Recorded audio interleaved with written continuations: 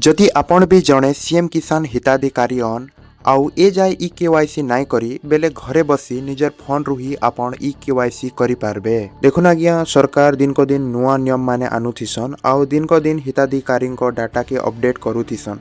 तो इन जदि आपणकर ई केवाईसी पेंडिंग देखा जाउछे बेले आपनकु ई केवाईसी करबा के पड़वा नहेले आपण सरकारकर जेन अनुदान सीएम किसान रो 4000 वर्ष को पाउछन सेटा नाई मिले। जदि आपणकर आधार नंबर रे मोबाइल नंबर लिंक अच्छे बेले जाई करे आपण निजर फोन रु ही ई केवाईसी करि पारबे।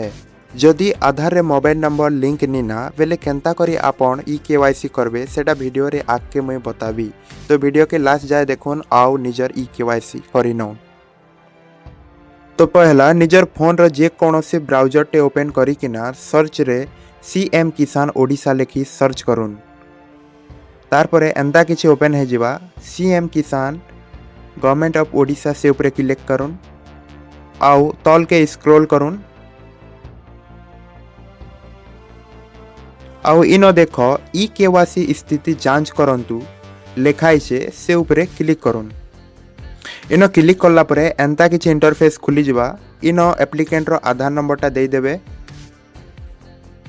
आउ कैप्चाटा के भी फिल करि नेबे आउ तले ओटीपी लिखाई से ऊपर क्लिक करुन।